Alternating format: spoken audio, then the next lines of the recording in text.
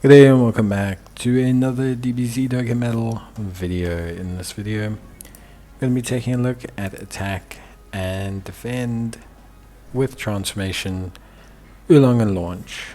Now, these guys are obviously a free-to-play character. They are basically like, I would say, how can I say, they are an April Fool's character. Or were they? No, they're April Fool's character. So you get like the two. You get a Halloween character, you get an April Fool's character. I believe they're an April Fool's character. The April Fool's character always easy A's at the Halloween, and then the Halloween always easy A's at the April Fool's, or something like that, I think. Though these guys do recover HP or sweet treats, so I could just be completely wrong. They released last year in October, so it looks like they're just the easy A character. They just easy A the same celebration. Never mind, I'm talking nonsense. But yeah, Oolong Launch, all types leader with 70%. Raises attack and defense 1 turn, causes supreme damage to the enemy, and seals their super attack, which is all really, really great.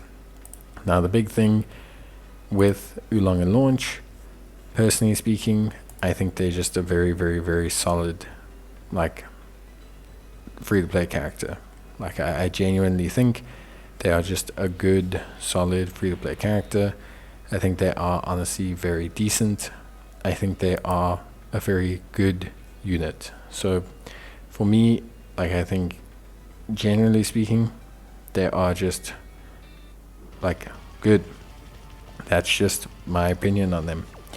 Of course, outside of that, talking about obviously their passives and everything like that, and everything else that you need to know. So they are 560% attack and defense. They lose 40% attack and defense, no more than 200%, and they gain evasion chance of 15% up to 75 with each turn passed. They also have 2 key plus and launch 2 additional attacks, each of which is medium chance of becoming super attack when there's another Earthlings category ally in the same turn. And starting from the 5th turn, they will fire a guaranteed additional super attack. They get an additional attack and defense of 15% up to 75, and they get an additional defense of 15% up to 75 with each attack evaded. The big thing with them is that the way the multipliers and everything works is that 75% attack and defense that they get, because it's occurring after the deduction, ends up being able to cover up for quite a bit of the shortfall. So you notice, like, weirdly enough, the unit starts with like 360k defense and then doesn't really drop below like the 329 mark. And that's just because of how you would think like that's how, like, oh, 200% they should go down by like a third. But no, that's 75% because of how it occurs in the calculation. Generally speaking, it just comes to be quite solid. Like, generally speaking, it's just a very solid, like, functional boost that they get.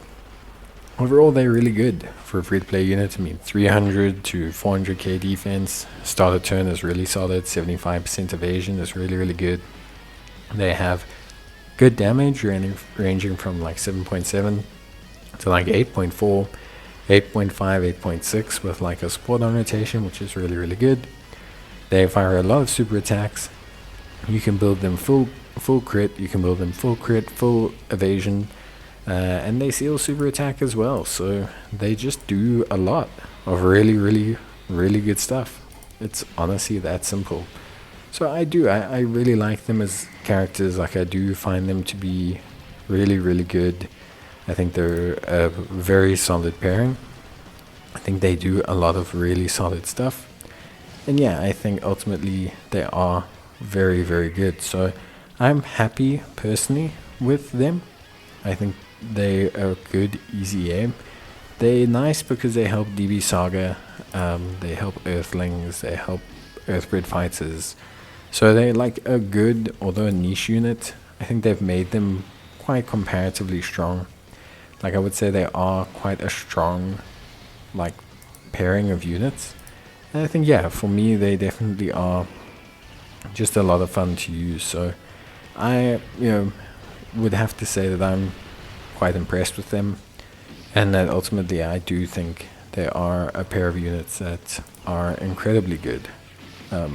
So yeah, I am really impressed with them. Of course, you know, I would say for each person, it's just going to depend a little bit on like where you are overall.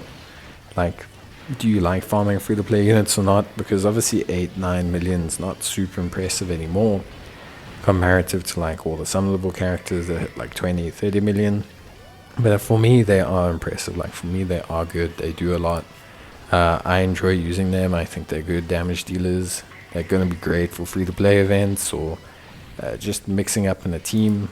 They're going to be good for like SBRs and ESBRs.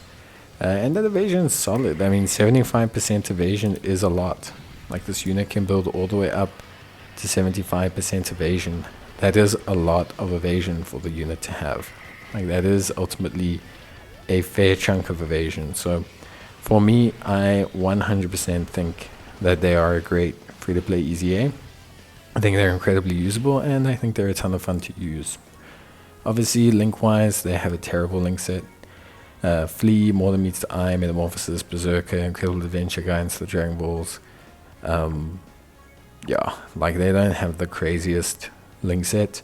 Guidance to the Dragon Balls, Incredible Adventure is pretty good to have all together. Flea is very hard, and same as More Than Meets the Eye, it's just very difficult to get them together. Metamorphosis is a good link, but it's just not something they're going to get on their teams. Like, it's just not something you're going to see them have overall. But for me, ultimately, it is still really, really good. So I highly suggest that you really push out and try to obviously really EZA them. I think they're going to be good for you. And yeah, that's it from me. Hope you enjoyed the video. If you did, leave a like. Let me know what you think about them. Have you EZA'd them? Have you not? But otherwise, I will see you guys in the next video. So until then, bye.